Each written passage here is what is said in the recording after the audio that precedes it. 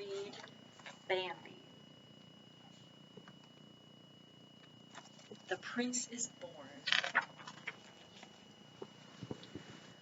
Wake up, friend owl, called Thumper, a young rabbit. The new prince is born. Quickly the word spread, and all the forest animals raced to see the newborn fawn. They all cheered when he tried to stand up, but his legs were still very wobbly. He doesn't walk so good, said Thumper truthfully, but the fawn's mother didn't care. She was very proud of her little son. What are you going to call him? Asked the bunny. I think I'll call him Bambi, replied the deer. Thumper nodded his approval. Yep, I guess that'll do, he decided. When it was time for Bambi to explore the forest, Thumper was happy to help his new friend.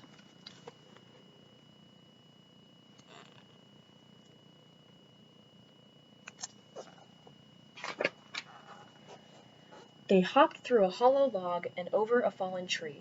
When Bambi fell down, Thumper helped him. Get up, he said. You can do it. When Bambi tried to talk, Thumper encouraged him. That's a bird, Thumper pointed out. Say bird, duh. Bambi loved this big world, and he loved learning new things. Thumper showed him a colorful butterfly, which the fawn followed into a field of flowers.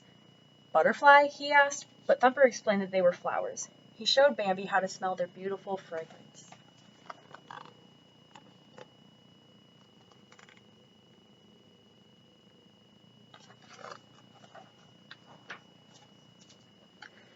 The fawn copied his friends, but a little black nose met his own. A bashful skunk appeared from under the blossoms. Flower! Exclaimed Bambi. Thumper exploded with laughter. That's not a flower, giggled the bunny. He's a little. But the skunk interrupted. He was happy to be compared with the sweet-smelling blooms. That's all right, he smiled. He can call me Flower if he wants to. Bambi enjoyed playing with his new friends that spring.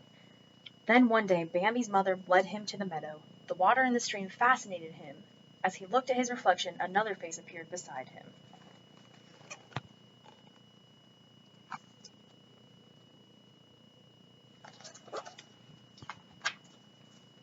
It was a fawn named Feline. Bambi was startled. He ran away to the grassy knoll where their mother stood watching. Bambi tried to hide behind his mother's legs, but she nudged him forward. Aren't you going to say hello? She asked. Bambi was shy. He ran back to the stream. Feline laughed gently, teasing him. You, he shouted, and chased her too.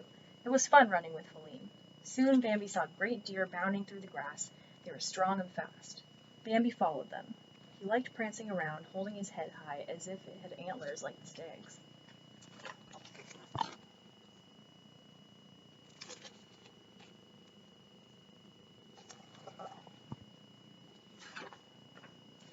Then suddenly they stopped short. All the forest creatures became quiet. Bambi stared with the others as the great prince of the forest walked by. He was the strongest deer among them, and his antlers had many branches. Even the stags bowed their heads with respect, but Bambi was curious. He stared in awe until the great prince turned to look proudly at the little fawn. Bambi was his son. Soon spring turned to summer, and summer to fall. The leaves fell to the ground, and the wind blew them away. Bambi stayed warm against his mother in the thicket.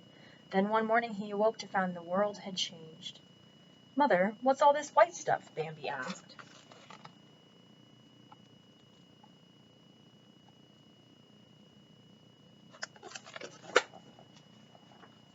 It was snow. It felt cold and wet, but Bambi didn't care. He was excited as he ran about trying to dodge the snow falling from branches. Thumper was outside playing. Bambi, he called, look what I can do. Hopping toward the pond, he slid onto the ice. Bambi couldn't believe his eyes. It's all right, Thumper assured him. He thumped his foot. See, the water's stiff. Bambi soon joined his friend, but his hooves slipped and his legs sprawled out from under him. Thumper pushed and shoved to help him stand, but he fell again and again and again. Next they went to find Flower. It wasn't easy to wake him up. Why are you sleeping? Asked Bambi curiously.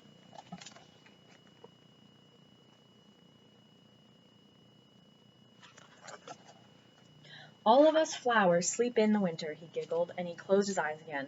Then Bambi and Thumper disappeared into the winter wonderland. The friends could not wait to find out what new surprises life still had in store. That was Bambi.